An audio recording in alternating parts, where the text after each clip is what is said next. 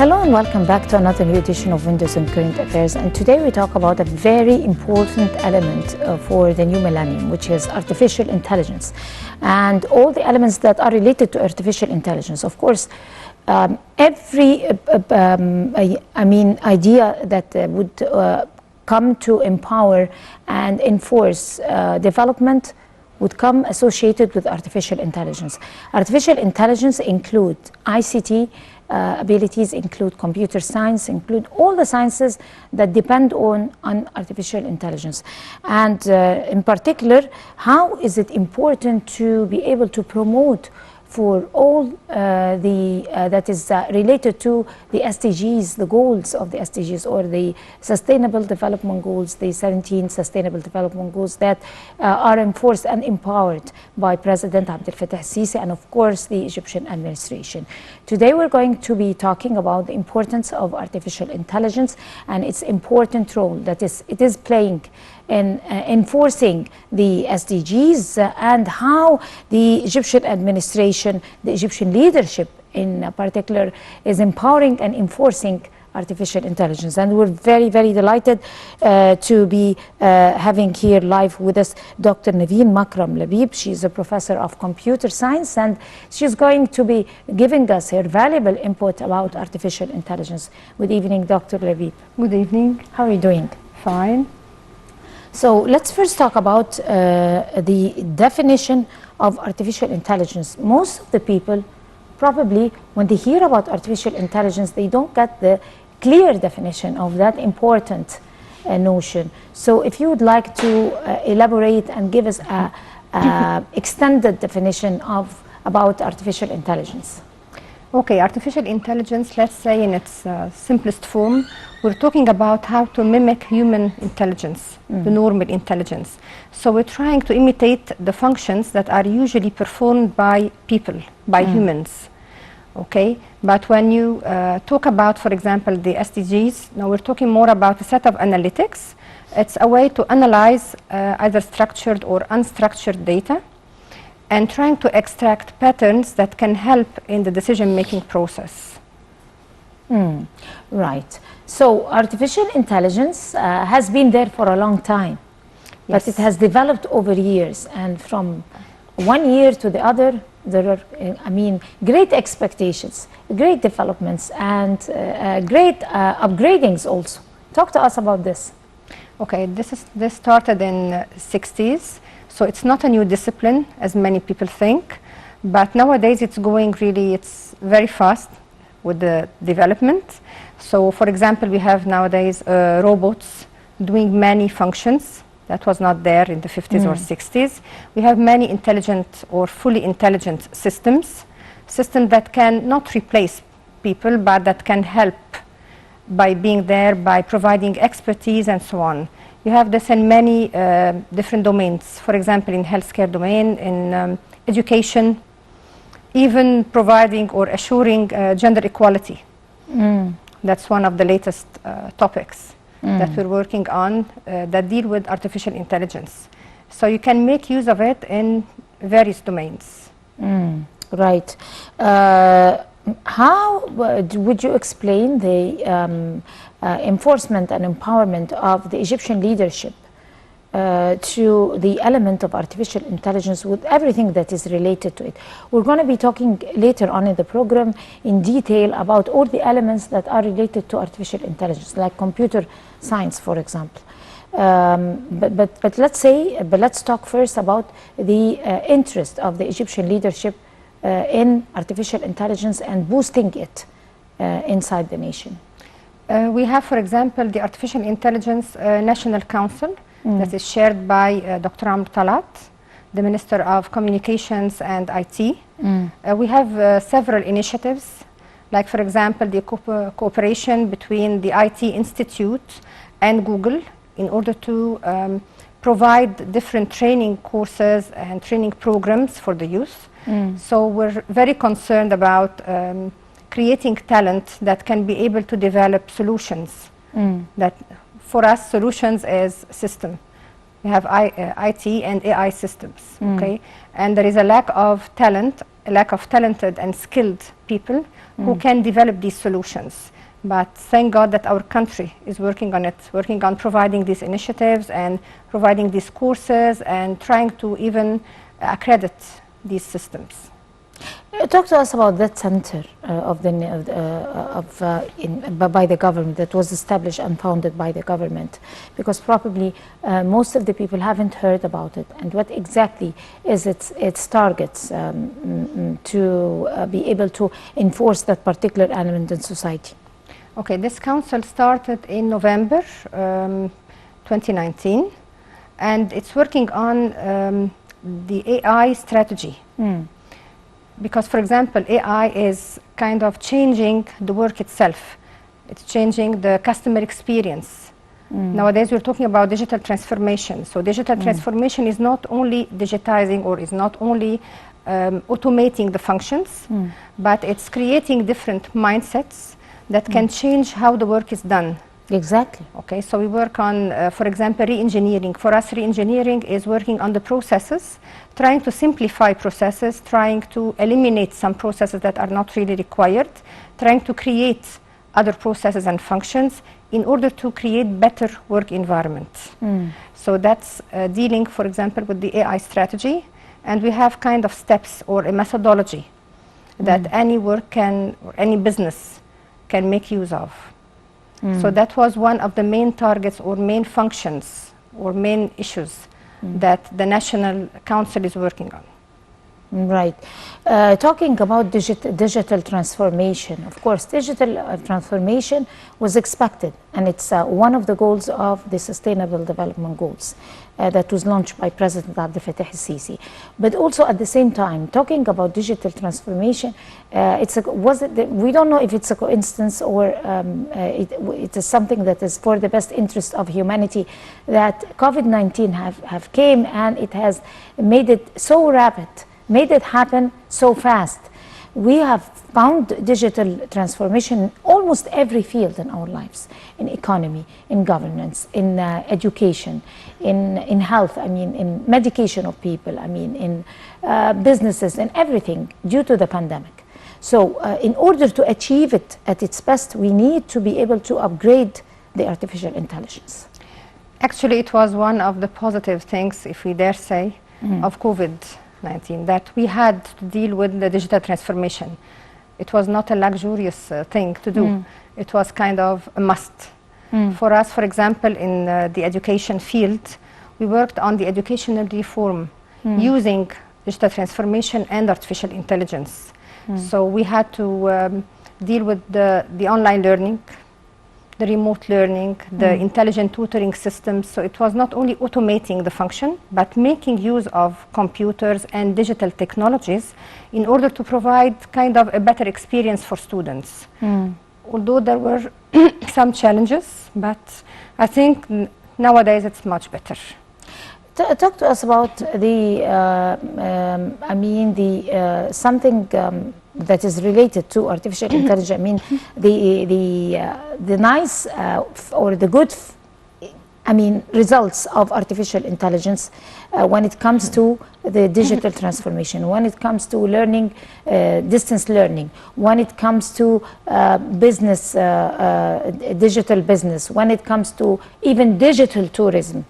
How is it going to be for the best interest of humanity in terms of economy, in terms of culturally speaking and or otherwise? Okay, let's talk about the education field, since it's one of the top priorities. Exactly. In our nation The and most for our dominant, president. Yes. For example, artificial intelligence can help doing the functions that are usually performed by tutors, such as grading. Okay, that's a tough job for us. We don't like this function, but artificial intelligence can help even pinpointing the weaknesses of our students. It's not only having a mark or grading, the normal grading that we do. It's moreover, we're trying to find how we can improve our performance, we can improve the performance of our students. So that's one of the topics we're working on nowadays. Other topics are dealing with the ITS or intelligent tutoring systems. It's trying to customize the course, the syllabus, and the learning style according to each and every student. So that's another thing. Trying not to be biased, because when you deal with the system, it's different than when you deal with humans. So it made the learning process much better, more efficient. Although, again, I'm telling you that we faced many challenges, and we're still facing challenges related to the mindset, related to the acceptance, the user acceptance, we call it, related to the parents. Parents were very worried when we switched to the distance learning and the online learning. They could not really, they were not convinced that this would have the same impact. And it wasn't easy for the students. Although students are, you know, they like the Facebook, they like the social networks, they have their smartphones. But they got used to it right now. Kind of, but they still prefer to see their tutor or their professor.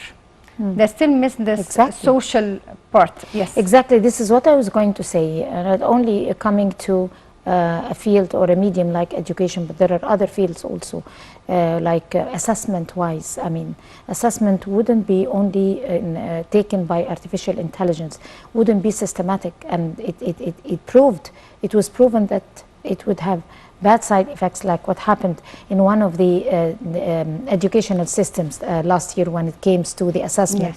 And it wasn't that exact or accurate. It had to be repeated, and people complained and everything.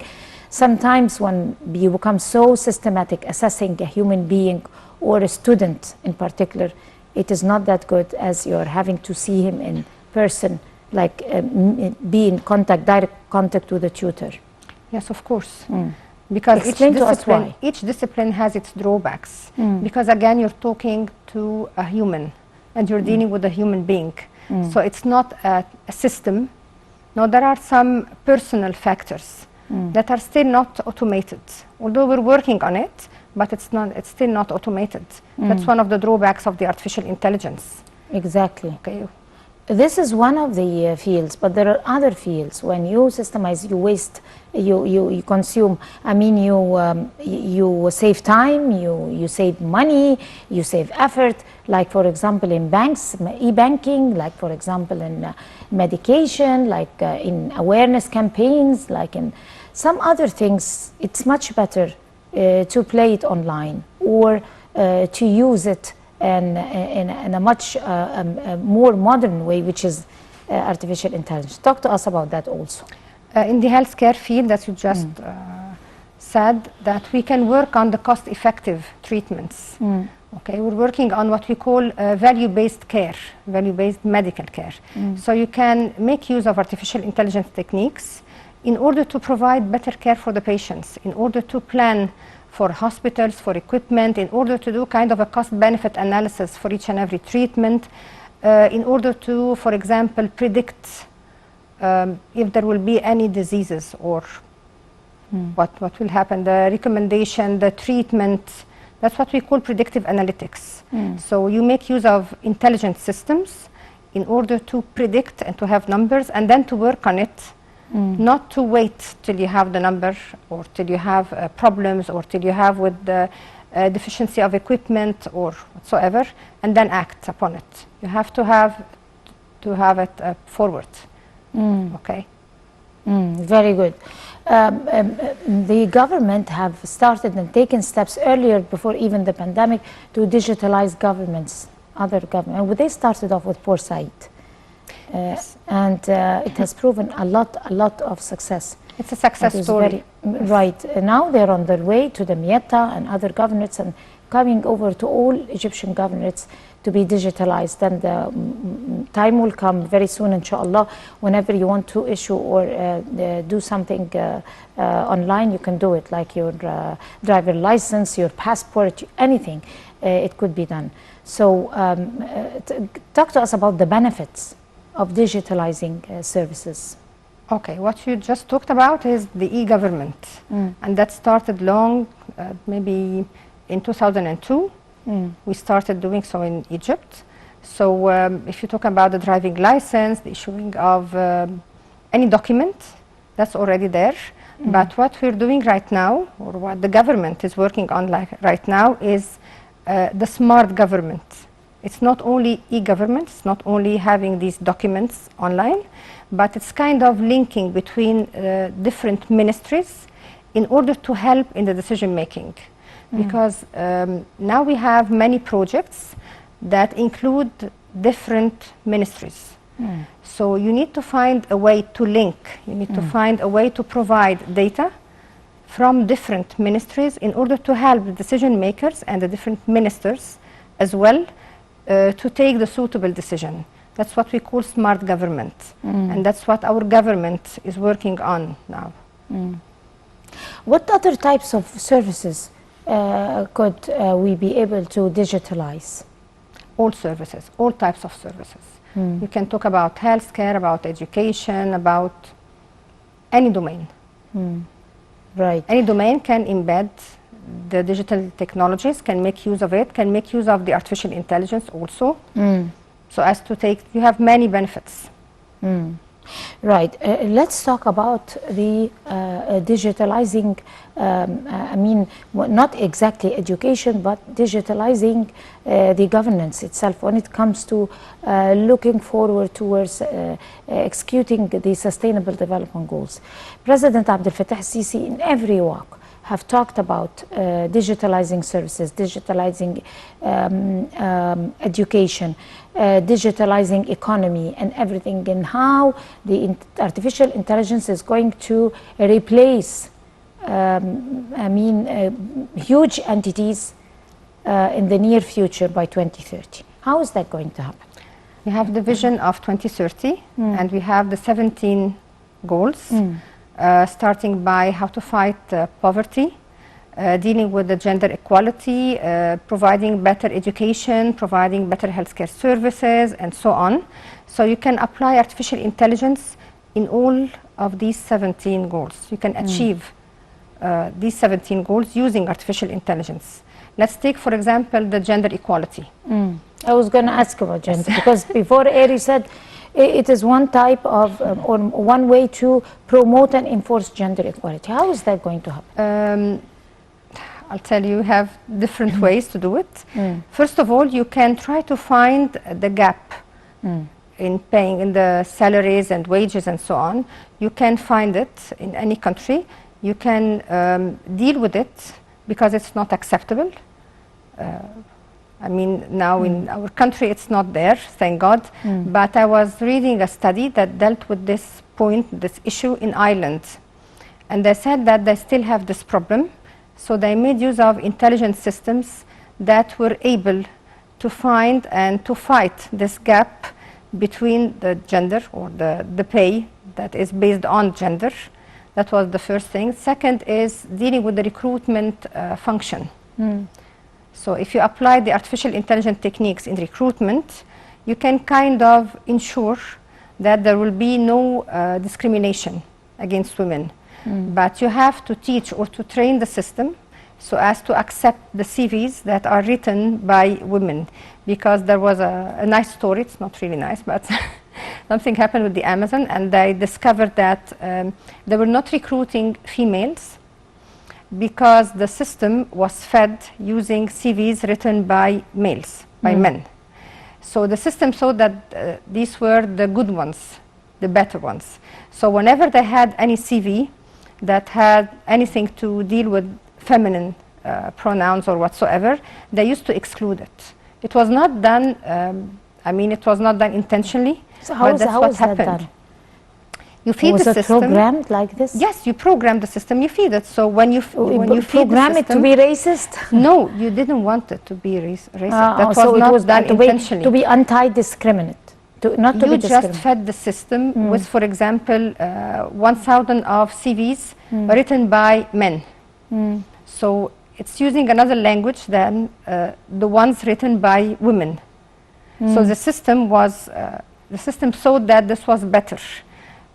Okay.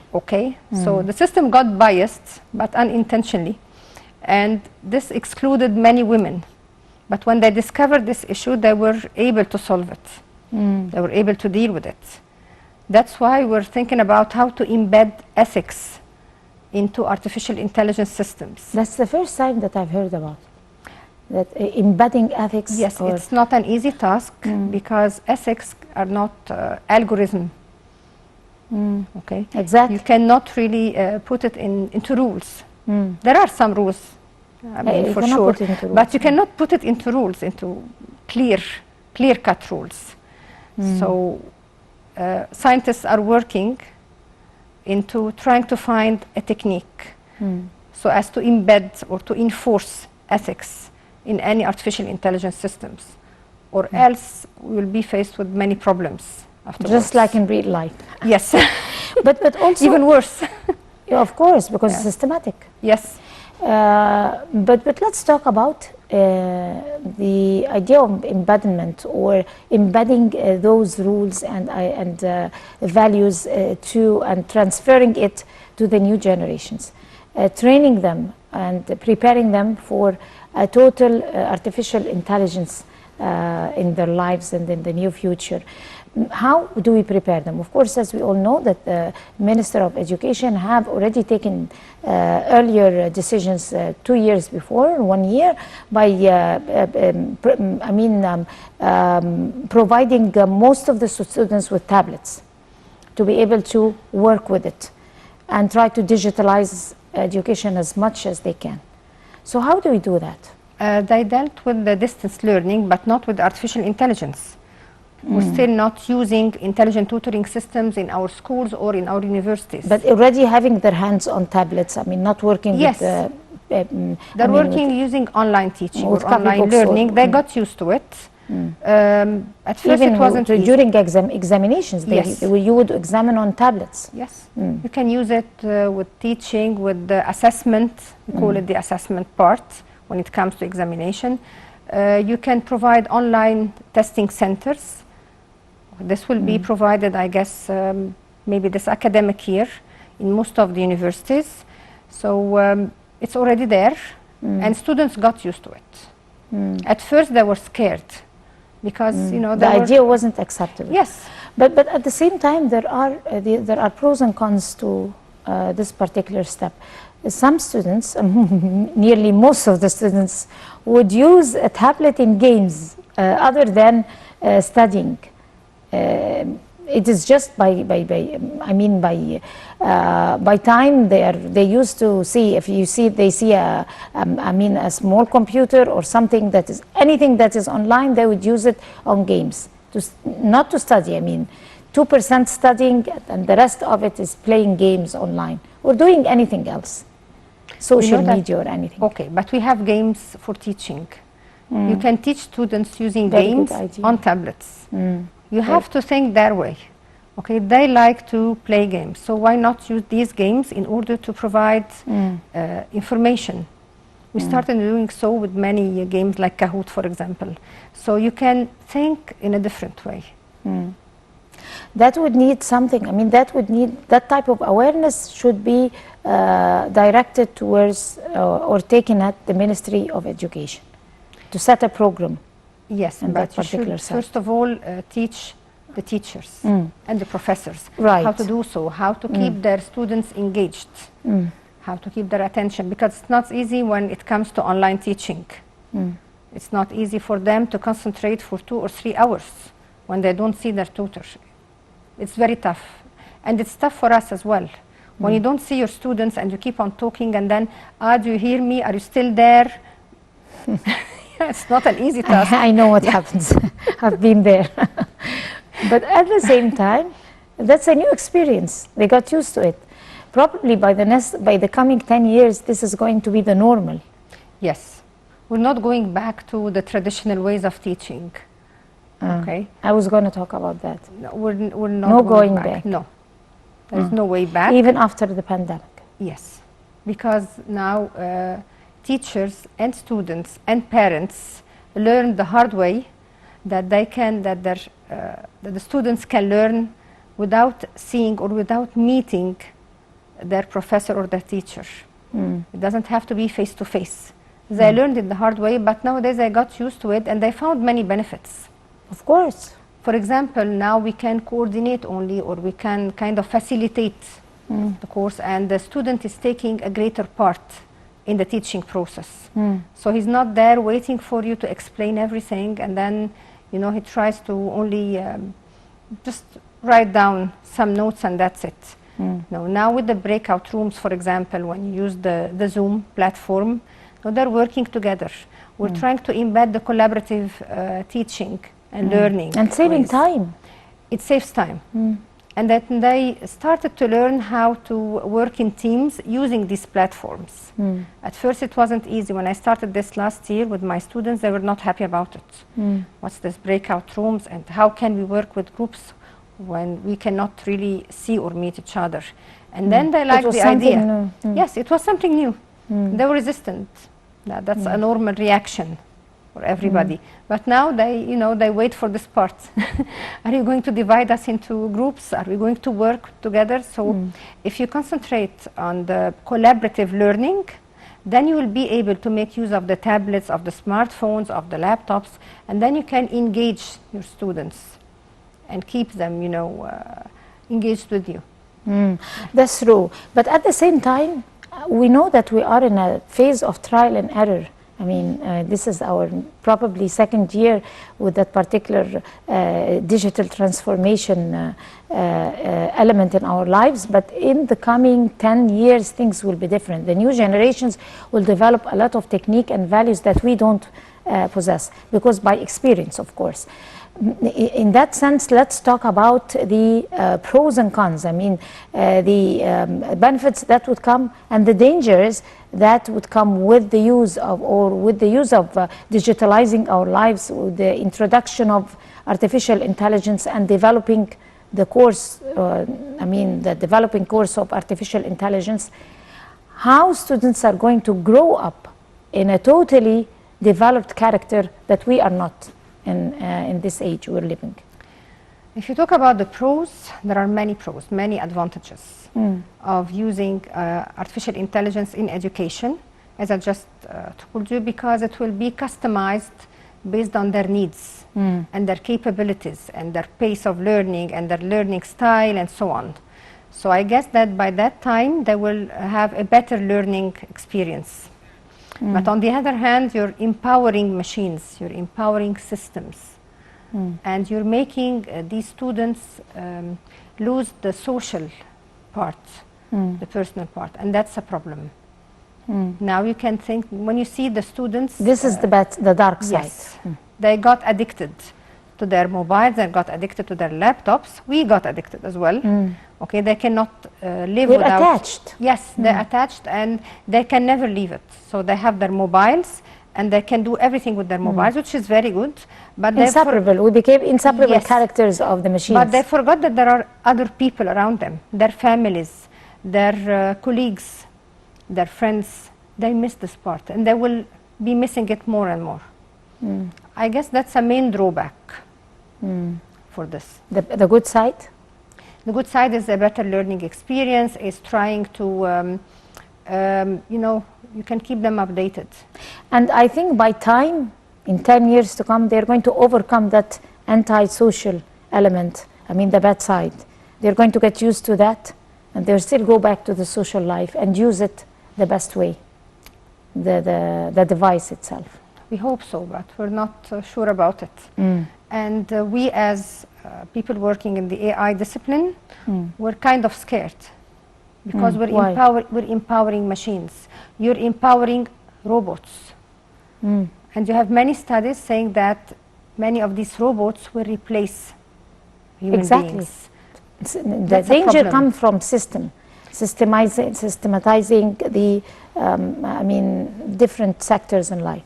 That's why there are many initiatives working on trying to find a way to embed, again, ethics and values into these systems. Because once you empower these systems and you allow and enable these systems to take the decision, then you have to be sure that it will be an ethical decision, that they will take the values and ethics into consideration, or else you're in great danger.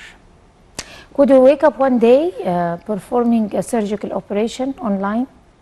It's already there. It is already there.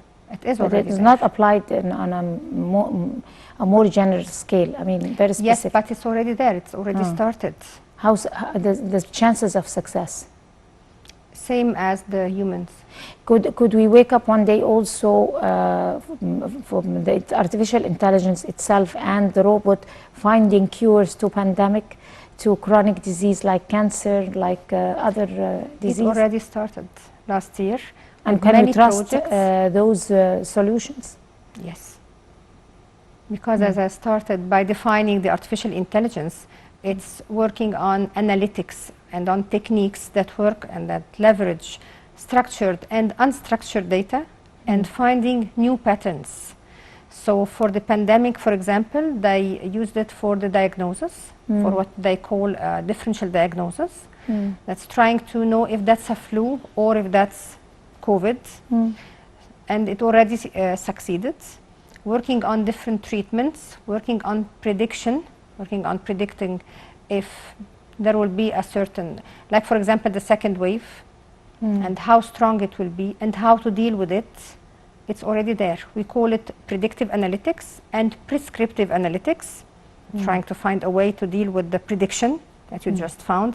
It's already there, and it's documented in many projects and in many countries, and even in our country. There are many projects dealing with COVID-19 using artificial intelligence and working on huge amount of data. It's already there. The question that is going to cross the mind of every human being who is interested or looking over a file like that, asking the usual question, is artificial intelligence and digital transformation going to replace military wars and replacing weapons and arms and taking us to a whole new level of wars between countries, like the 4th generation war talks about, the 5th generation war. Is that really going to happen? Yes. Is it going to be more dangerous, or we expected that it will be more dangerous because it's empowered. You're empowering systems. That's the danger. And information is power. So exactly, these systems can provide information and knowledge. So these systems are very powerful. And these systems, you're talking about a system, not a human being who will be, for example, will get sick or who will die. Or no, you're talking about a system. This system, you know what we call the machine learning? Machine learning techniques is trying to feed the system with the expertise, with the knowledge. And each time that the system is faced by a new situation, this adds to its knowledge. So it becomes better and better and better performance. But with no wisdom at all. No wisdom, just system. There is wisdom. The wisdom is trying to teach the system to make use of the knowledge according to the situation it faces. So it has wisdom. It has what we call data, information, knowledge, and wisdom. It has the 4 aspects. That's why we say that this is a very powerful system. And it's a system, so it's not like us. It doesn't get tired or sick. On that note, Dr. Nivine Labib Makram, you are a professor of computer science. That valuable information. Thank you so much. We're going to end it here with this edition of Windows and Current Affairs. Many thanks to all of you. And I guess we're going to be ending this edition of Windows and Current Affairs until we see you again next week. That's a goodbye.